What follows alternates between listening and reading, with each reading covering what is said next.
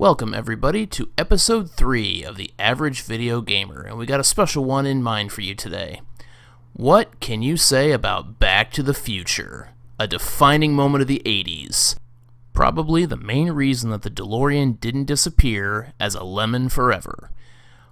One of the greatest movies of all time, my personal favorite, in fact, and one terrible video game. That's right. I don't think whoever was in charge of this project really saw the movies all that closely, and we're going to take a look at that today. As you know, on this channel I take a look at Rom Hacks, and boy am I grateful for the one that I picked out today, because it definitely addresses one of the most annoying things of this game. And I'm not just talking about plot inconsistencies or not adhering to the movie all that well, but overall part of the gameplay.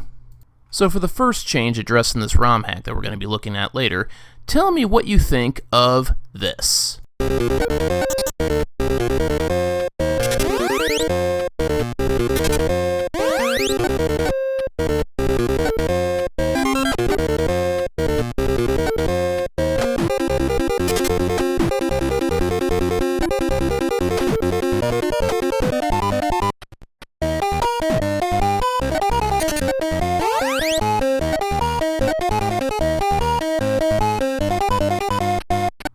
Did you find that just a tad bit grating or annoying in any way? Well, if you're playing the original, get used to it, because that's all you hear for 16 levels. Yes, that is intended to be a sped-up version of Power of Love, the first song in the original movie, made famous by Huey Lewis and the News. Marty in the movie also tries out for the dance audition for his band and gets rejected by Huey Lewis himself. That's a little bit of trivia.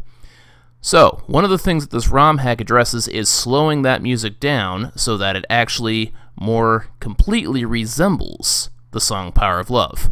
It's still not all the way there, and you still have to trudge through that through every street level in this game, which again, there are 16 of them. No variation, that's all, but at least it's something of an improvement. If you're watching here, you'll also notice a photograph at the bottom. This photograph resembles the one from the movie that was fading as time goes on. So you actually have to collect clocks in this game in order to prevent it from fading. On the left is your brother, on the right is your sister, and in the center is Marty himself. So, first your brother fades, then your sister, then Marty, as in the movie, and if it fades completely, you lose a life. You have to collect those clocks in order to prevent it from fading. The picture in the ROM hack is reworked so that it actually more closely resembles the actual siblings, and it's another improvement, but doesn't really change the gameplay any.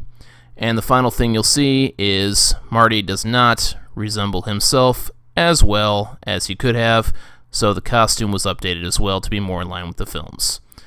So, without further ado, let's take a look at Back to the Future, this revised edition.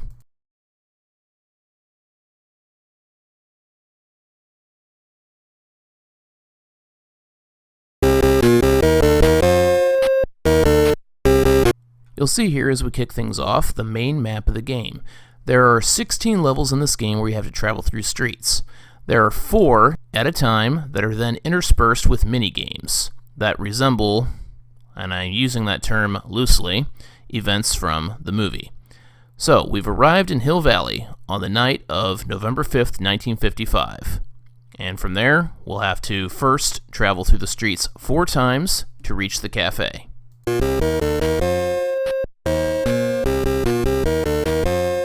You can now clearly see all of the graphical updates. Marty is in his traditional vest, as we've seen in the original movie, and while it's not a perfect improvement, you can see that the photograph that we're collecting clocks in order to maintain, as you see on the left, brother is fading first. You have to keep those going or else the picture fades and you will lose a life.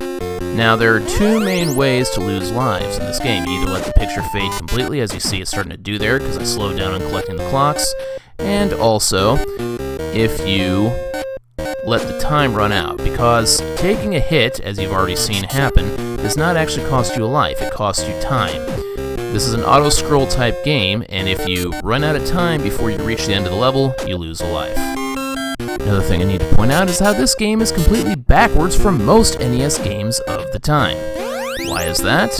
Well, it turns out you actually jump with the B button and fire with the A button. Almost every NES game was the complete opposite, but they decided they had to go and be special for some reason. So here we go to street number 2, and I'll be pointing out a few other things as we go along here.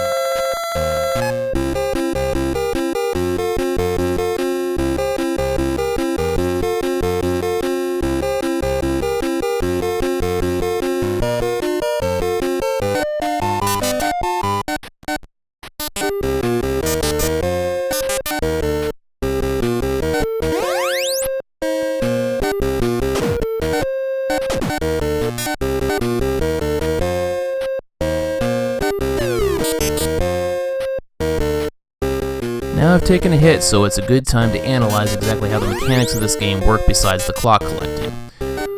There are 3 main power-ups you're going to observe here. The first one, as you can see, hit the guys with the glass. I thought this was Back to the Future, not Wayne's World. But at any rate, you were about to collect a bowling ball. Remember how much bowling factored into Back to the Future? Yeah, me neither. What gives? At any rate, we're about to transition to another screen. I believe we are going to number 4, and as I said, it's 4 street levels, and then you hit a minigame. So let's see if I can get all the collectibles this time, and we'll analyze what's going on here.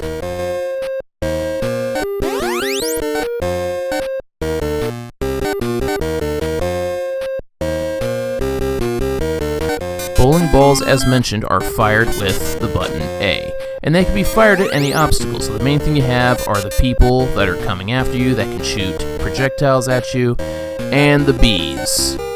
Again, I don't remember too many insects playing a big role in Back to the Future, but I digress. Bees, of course, are the hardest to hit, so what I find best is to stay towards the bottom of the screen wherever possible, and you will then hopefully scroll them off. Now on the left, you might have just noticed a skateboard. After you have the bowling ball, any spot that would have been a bowling ball now becomes the skateboard. And the main thing about having a skateboard is it speeds you up, so you're much more likely to arrive at the end of the level in enough time left. And once you arrive there, any time left goes times 10 for points. Now we have completed 4 streets, so we're going to our first minigame, which is Lou's Cafe, Bullies to Go. Let's take a look. I'm not sure why we couldn't have had a great skateboarding scene like we did in the original movie, but you're going to throw milkshakes at the bullies as they come at you with A. Yes, I know, we were just using A for bowling balls, but now it's milkshakes. So you got to line yourself up and fire at them, but you don't want to just fire willy-nilly because at some point a waitress is going to come by, and if you hit her, she won't give you bonus milkshake. You can also hit B, but you only have 1 charge of that at the beginning. If you hit B, every bully on the screen gets knocked back instantly. If the waitress comes to you and gives you another milkshake, you get another charge of B. You have to get through at least hitting 50 bullies. If you do get to 50, but not to 99, then you will still get thrown out, but you'll be allowed to progress. There's the waitress, so I'm going to let her get here, collect that. I've got 2 charges of B now. As the bully count goes up, well, first off, you're going to see them start to fire at you like that, but you also might notice a pattern starting to happen. So as a round of bullies happens, you might see 2 at the top and then 2 at the bottom. So there's a good one, 2 there, and 2 at the bottom. Sometimes this happens. Okay, I just used B there to knock everybody back. you gotta watch out that they don't throw whatever it is they're throwing at you. I don't know if it's cheesecake or something. And here comes another charge of B. Excellent, excellent. Alright, so I passed 50. So even if I let a bully reach the counter and he throws me out, then I'll still be allowed on to the next stage of streets. Oh yay. So exciting. Okay, so we'll follow the pattern, 2 at the top, 2 towards the bottom. You just nudge it after the first one in each line. Okay, waitress replaced 1, so passing 80, there's a good chance I'm going to make it to 99 this time. 2 at the top, nudge it down. 2 at the bottom, nudge it down. 89, 90. How are we going to do? How are we going to do? Gonna make it. Okay, well, last one. Might as well use B. Success. Bonus is delineated out, and I should also point out that at 30,000 points, like right there, you do get an extra life.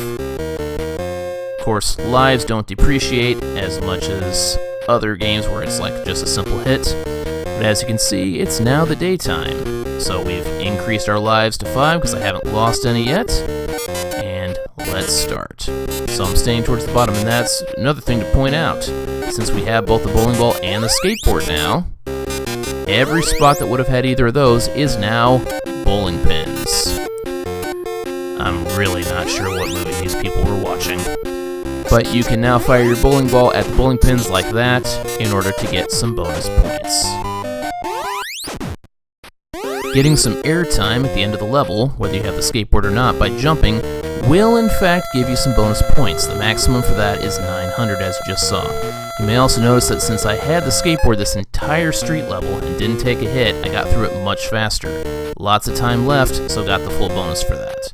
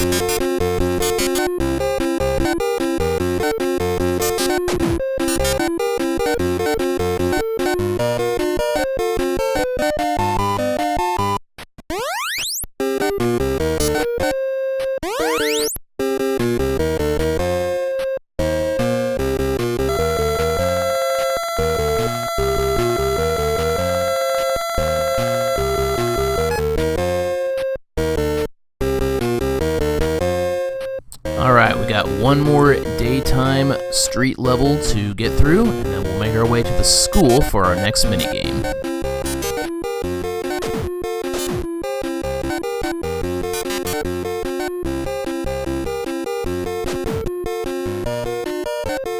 Oh, and I was doing so well, too. Fortunately, I think I've traveled enough with the skateboard, and wow. Those sticks there that you just passed, well, you have to keep in mind that if you're traveling by foot, wow, well, I guess that's why I'm the average gamer. If you're traveling by foot, sticks in the road will not do anything to you, but if you are on a skateboard, they will knock you down. So that's one disadvantage to having the skateboard. You have to avoid sticks. You don't, however, have to avoid those oil slicks. They just push you up like you would even if you were on foot. Fortunately, as I was going to say, I believe I had enough skateboard time that, yep, I'll get to the end of this level just fine. I won't be stopped in my progress.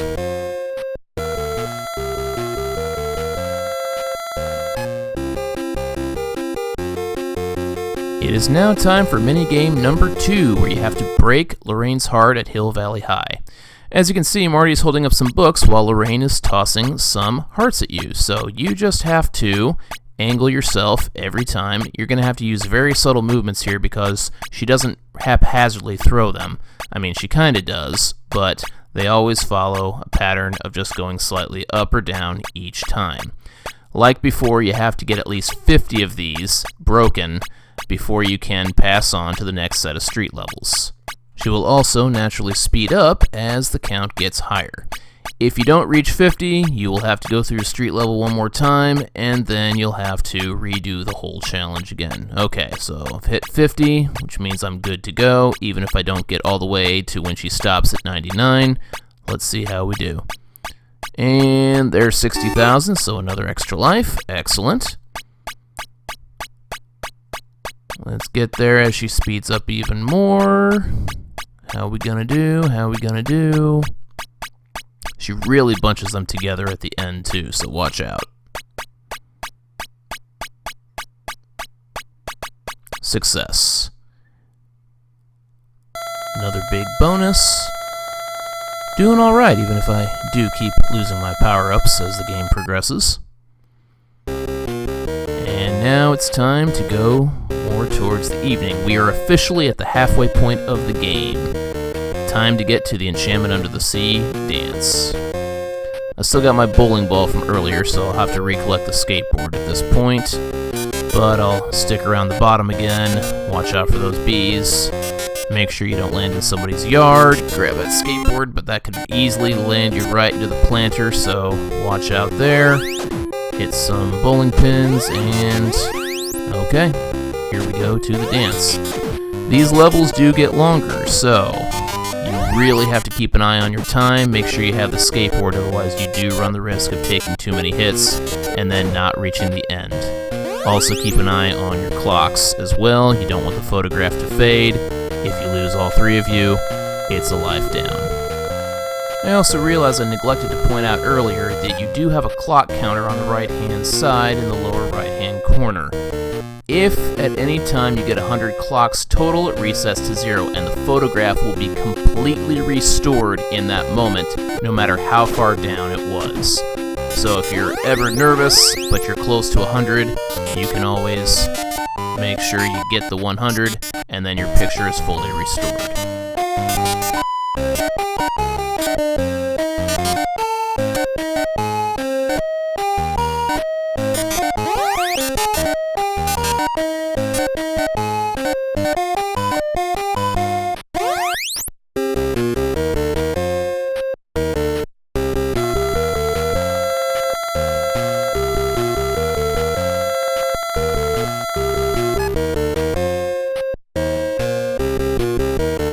Two down, two to go on this street segment. Gotta get to that dance.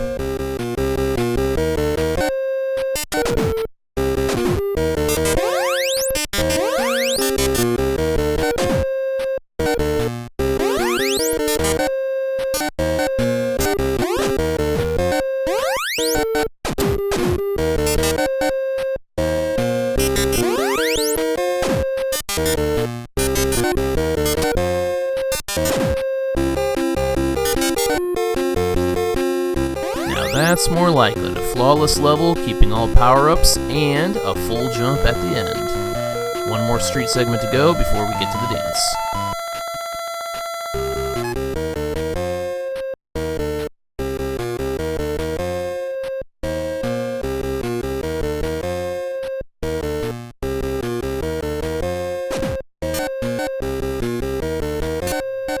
And that's why I probably should not have spoken too soon. This is not a good time to be without a skateboard, especially with the quantity of enemies, especially bees coming at you. At least those sticks on the road couldn't trip me up that time. Bowling ball recovered. Ooh, that was close. And 100 clocks, so picture back to maximum, no matter where it was.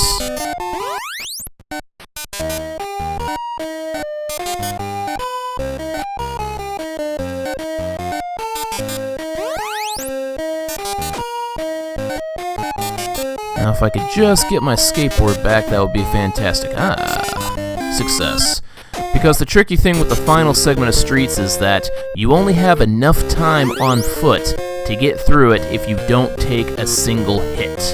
So Unless you're like excellent at being on foot, you really need the skateboard in the final levels. We've arrived at the Enchantment Under the Sea dance. This is the only other time you'll hear different music in the game. Yes, it is Johnny Be Good, but in the original it was sped up to a point it was kind of hard to recognize. It's much easier this time. The main point here is to get Lorraine and George to fall in love again. So you have to use your guitar to intercept the notes. There are 3 kinds that come at you. Bottom, middle,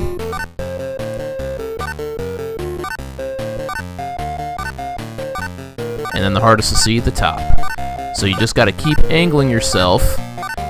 You do have a time limit, watch out for that, but you got to get that heart meter all the way up for them to fall in love. Gets quicker as the meter goes higher, and we have success. George and Lorraine are in love, and this actually, surprisingly, makes one aspect of the game easier. From here on out, since your future is no longer in question, you do not have to collect clocks anymore. We have 4 streets to go, but remember, any hits on foot, you won't make it to the end of the level. If that ever happens, you'll have to compensate by using skateboard time somehow. Good thing we're starting with it here. Again, clocks are not necessary, the photograph is not fading.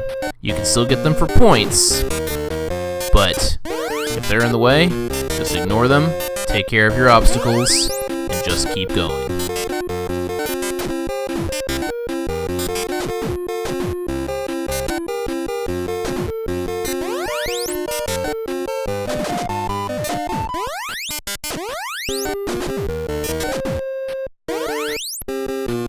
Alright, that's a good start on the final segment. We've only got 3 streets to go, and then we'll have to see if we can actually get Back to the Future.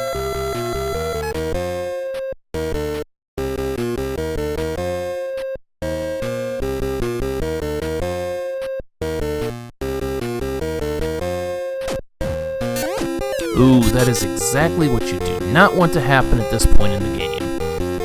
Now, I do still have something of a chance because I started out with... And taking a hit there is probably going to mean I will run out of time before I can finish this level.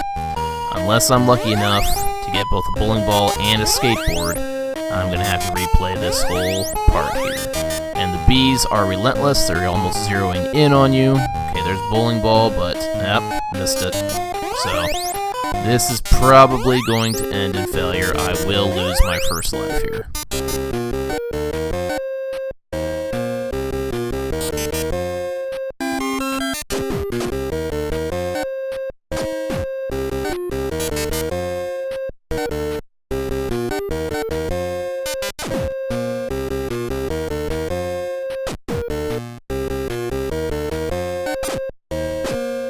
I think I could just about see the level ending there, and that is what gets so frustrating about this game at this point in time. So, start over again, this time, no collectibles. Lost my first life.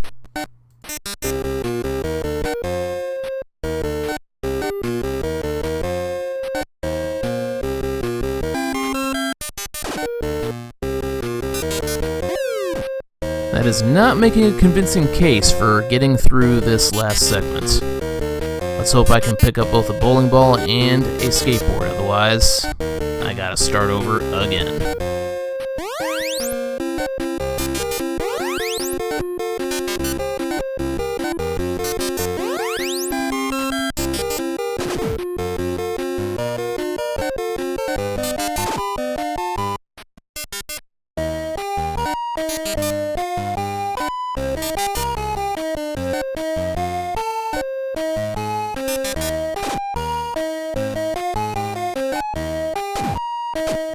Alright, skateboard, maybe there's still hope.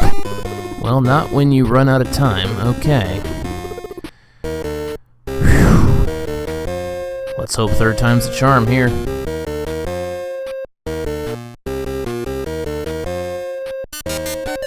Not looking good so far, is it?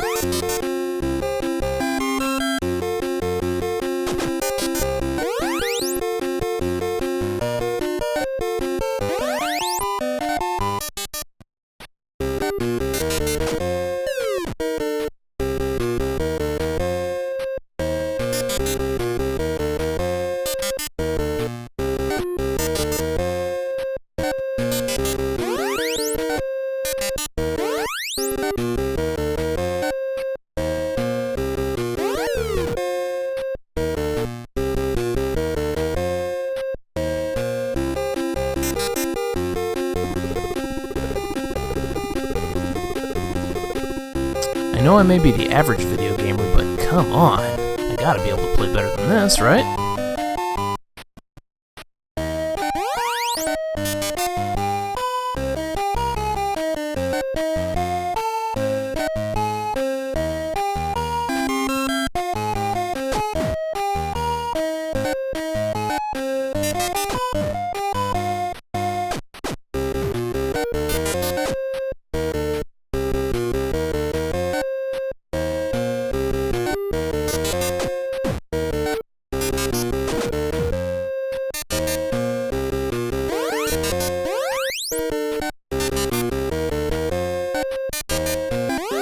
Alright, I actually have a shot at it this time. Of course, even if I get through this one, I still have 2 more street segments to get through. Not looking forward to that. Okay, we passed this hurdle. Awesome.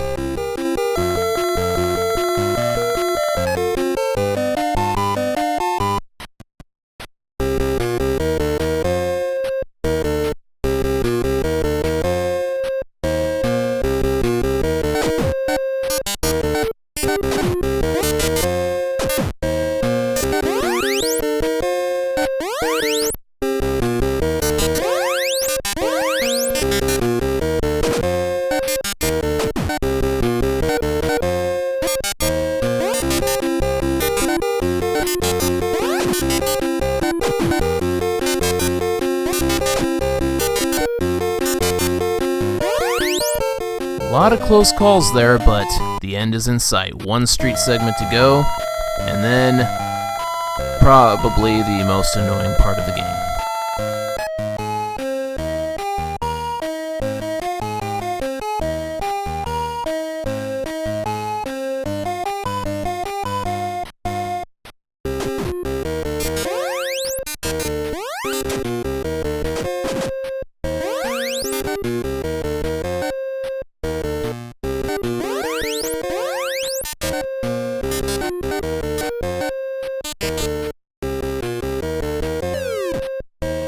Oh, not good.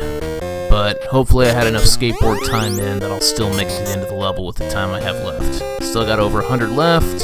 As long as I don't take another hit, it might be possible. And we'll replenish our bowling ball. Okay. Is that the sign of the... Yes! Alright! Actually had more than 50 seconds left. Okay, well... If we didn't have the DeLorean at some point, this wouldn't actually be Back to the Future, so here we go. One and only chance. Yes, that's right. You only get 1 chance to do this. Unlike in the movie, there's going to be multiple lightning strikes. All you can really do is hold up and change direction. That is laying on the street, really. So my advice is hold up until you see a lightning strike, then let go, and swerve to avoid it. You're going to pass 2 intersections before you have to be hitting 88 miles per hour at the 3rd one. And taking that advice, even, only hit 84. So on that run, unfortunately, that would be game over. That's right, you could go through this entire game flawlessly, but if you screw up there, all your time was for nothing. Well, I think you'd be disappointed if you didn't see how it would actually play right, so we're going to rewind and take a look at a successful run. Note that hitting lightning strikes in the road will slow you down, so only accelerate, hold up until you see lightning, then swerve to pass it by, then hold up again. Count your intersections. By the 3rd one, you have to be going 88 or you automatically lose the game. This one, okay, careful, careful. Got another intersection there. So let's pay attention and hope, against all hope, that 88, oh yes! 88 miles per hour. That was a successful run. And that is Back to the Future for the Nintendo Entertainment System. And yeah, that's really all you get for winning the whole thing. Just a hey, good job message. That was so not worth it in my opinion. But maybe one of you out there feels differently. Well, thank you all for joining me on this latest iteration of the Average Video Gamer. I'll see you all next time. Be sure to tune in.